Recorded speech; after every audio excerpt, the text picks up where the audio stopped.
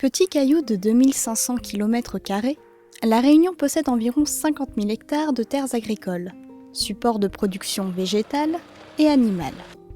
Parmi la production animale, la filière laitière se développe.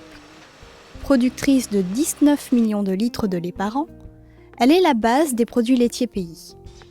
De la génisse à notre table, quel circuit emprunte le lait? Qui le produit et comment? Pour répondre à ces questions, direction la Plaine des Cafres, au siège social de la Cicalais. Cette coopérative laitière est à disposition des adhérents éleveurs, tant au niveau approvisionnement, collecte de lait et conseil technique.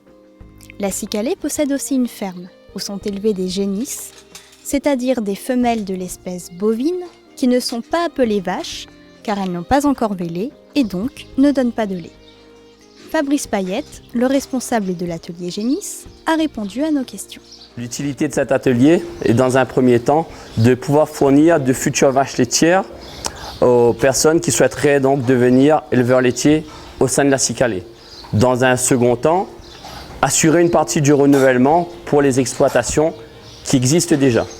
Nous allons produire des génisses donc avec des objectifs définis. Donc elles vont véler à 24 mois avec une morphologie qui vont leur permettre de produire du lait quand elles auront vélé. On apporte une sécurité pour ceux qui veulent s'installer. On leur livre des animaux qui deux mois après feront du lait. Pour ceux qui sont déjà installés, l'atelier, s'ils le souhaitent, peut assurer le renouvellement de ces cheptels. Et aussi en cas de coup dur, donc on peut, dans la mesure du possible, fournir des génisses de renouvellement pour remplacer les génisses disparues pour que l'activité de l'éleveur perdure. La Cicalais est donc une coopérative au service des éleveurs laitiers, représentée par un conseil d'administration présidé par Patrick Waro.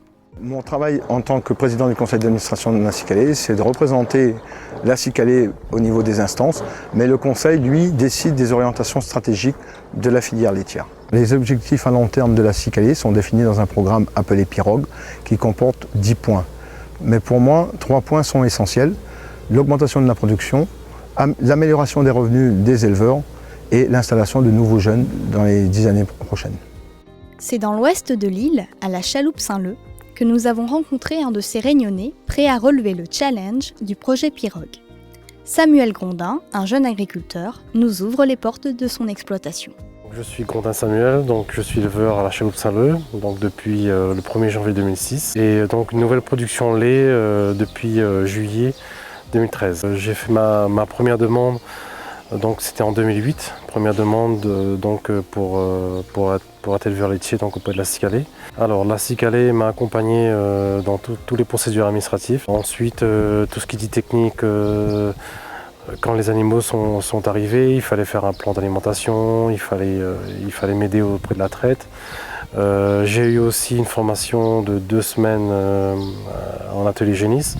Alors donc dès que le bâtiment était opérationnel, donc la Cicalais a commencé à livrer les génisses par lot de 7 et puis jusqu'à ce que j'arrive à 28.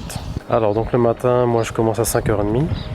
Donc je fais la ration individuelle de chaque vache pour voir si elles sont toutes en forme. Ensuite elles passent en traite, donc une par une. Quand elles sortent de traite, elles vont attendre un petit peu jusqu'à 9h. Là donc il y a une ration collective à 9h. Donc entre 9h et 11h midi, on va dire, moi j'ai le temps de faire autre chose. Donc à 11h30 midi, il y a une ration collective. Ensuite on va basculer à 17h. Donc à 17h on arrive dans l'étable, on prépare la traite du soir.